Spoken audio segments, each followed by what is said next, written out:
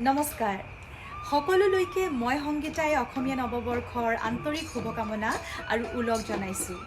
আজি 1 বহাগ।